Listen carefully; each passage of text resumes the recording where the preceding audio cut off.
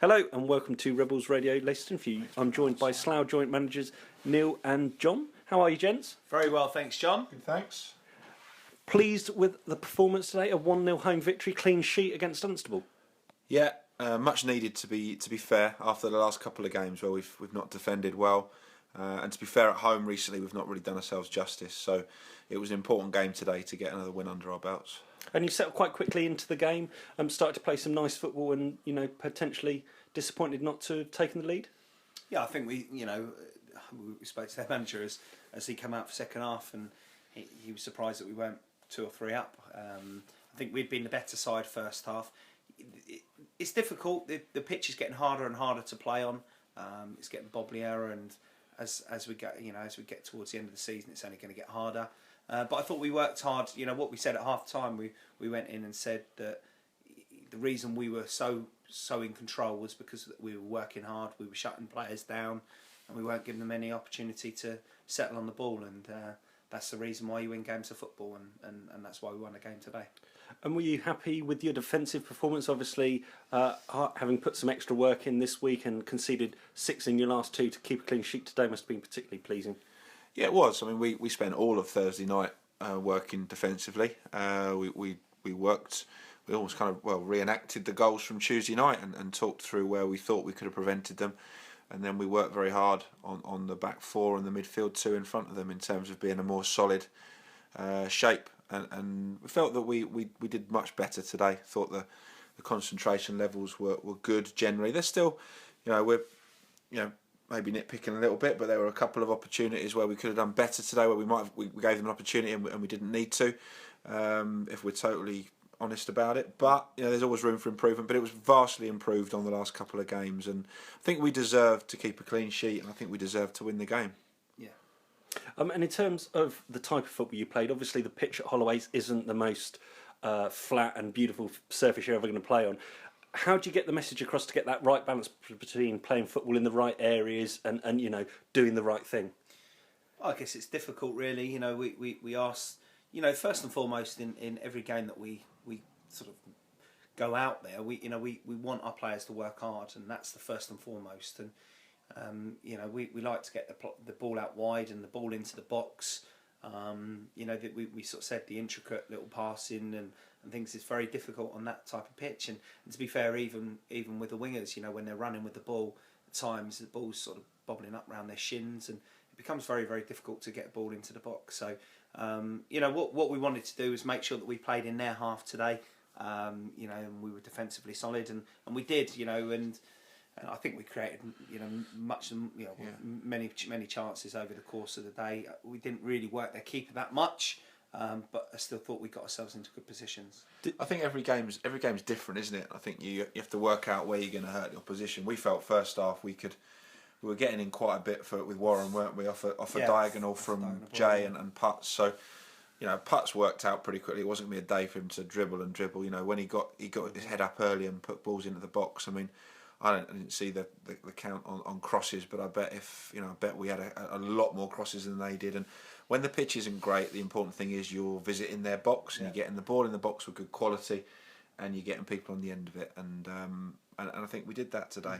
Mm-hmm. As the second half dragged on, were you at all concerned that you weren't going to get that breakthrough, that it would be a rare goalless draw? No, we were thinking that we might get beat because unfortunately, sometimes when you're in control of a game, sometimes it can be just a one mistake, whereby you are so firmly in control, and you switch off for 1 second and you find yourself losing a game which you don't deserve to lose. And I think we both sort of looked at it and thought, is that going to happen today? Fortunately, it didn't, and I don't think we were panicking at all at 0-0. I think our main point was we wanted to keep a clean sheet today, and we did that. And if we'd picked up a point today, we'd have probably been relatively pleased with that.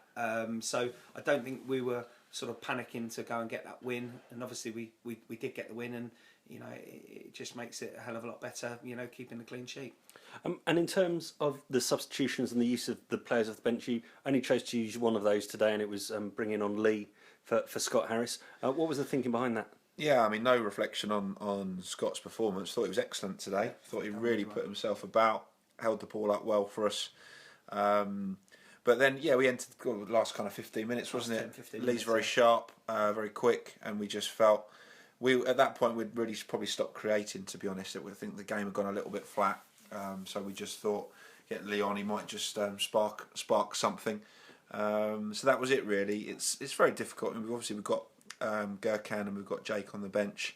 But I felt that the players in their positions were having good games. Yeah, you end up making a change for the sake of making a change. And sometimes if you change something and then you ended up conceding a goal, it wouldn't necessarily be their fault, but you sit there thinking, why did we do it? You can change things for the sake of it. And up front's an easy change to make sometimes. Yeah. I think it's difficult.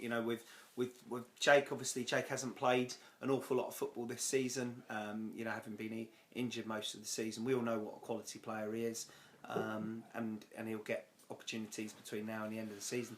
And the same with Gurkhan. Gurkhan's got one of the best attitudes I think I've ever come across in football. He's an absolutely smashing lad, and he's happy to wait for his chance. And it is difficult, because we do rate Warren, and Warren often gets a nod over him. But again, he will get opportunities between now and the end of the season to do that. But it's not the time when you're at 0-0 or 1-0 in a very tight game. You don't want to as John said, you don't want to change things for the sake of it, and we didn't. And yes, it's frustrating for those two not getting on, but at the end of the day, it's the right decision because we won the game 1-0. Yeah, and in the end, the goal came through a penalty, so a potentially controversial incident. What did you make of it?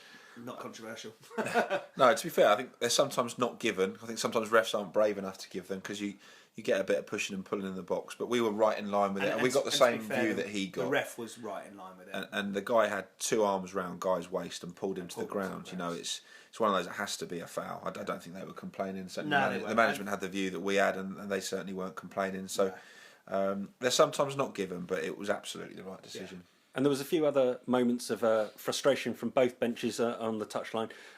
Did you see any incidents? Were there any other key incidents? Obviously, lots of going to ground, claims of elbows and such like. No, I think listen, the games with us and Dunstable have always been hotly contested. Feisty, feisty. But I think there's definitely a respect between us and their management team. We get on well with Tony Fontanelli, and it's a game of football. Both teams want to win the game, so people are going to appeal. But to be honest, I thought the game was played in pretty good spirits. Yeah, it was physical. Was there any bookings? I'm not even sure. Not sure. No, I don't think so. I don't think there was. But it's a Southern Prem game, and there's both teams want to win. It's it's not going to be. It's going to be physical. You're going to have a few challenges, a few arms flying around. Listen, make no bones about it. Today, they were.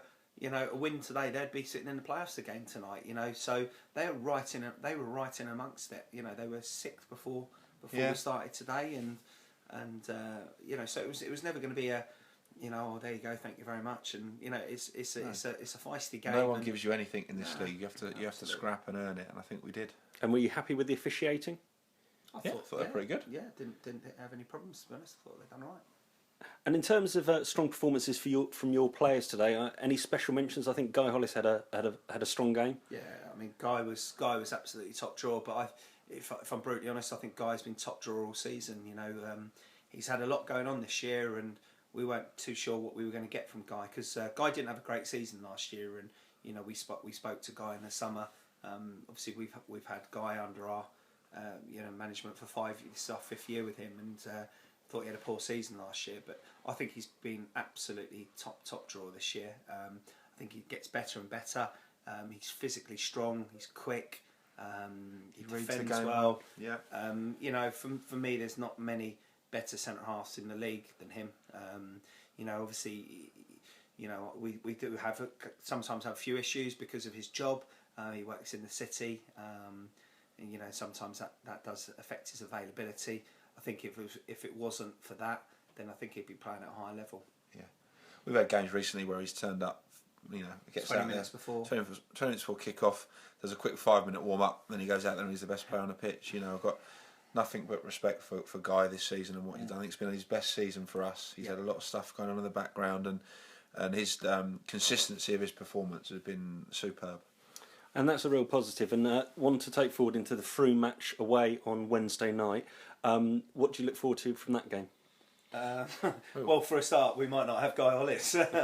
His job might mean he can't get there, unfortunately. Can't get out in time to get to Frome. So we'll wait and see.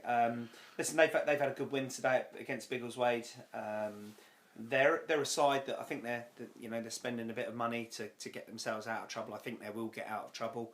A good win today, and I think it'll be a tough ask down there on a Wednesday night. But we'll be looking to try and pick up another 3 points, because if we do, then it's 2 wins on a bounce, and we go into Saturday's game with full of confidence. And in terms of the squad, obviously Rummy's still out injured. Coiney, what's the news with him? Yeah, Coiney, I don't think we're going to see again.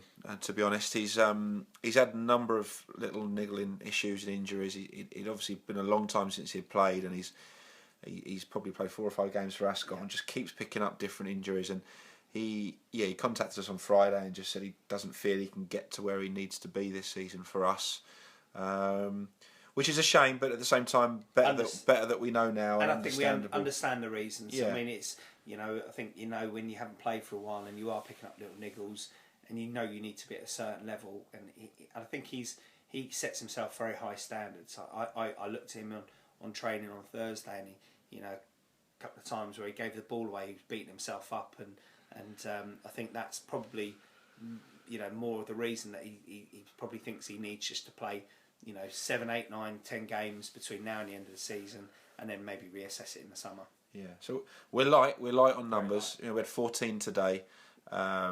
Obviously we've got a potential issue, or looks like an issue with Guy on Wednesday. We've got Tom Williams coming in, so we'll take 14 to Frome, but we do need to do a few things. We've got until the 24th to register anybody, so we've got a couple of weeks, and we're working hard. We're speaking to a lot of people, and we know we need to bring a few in, and we'll be doing that in the coming weeks. And just watch this space, I guess.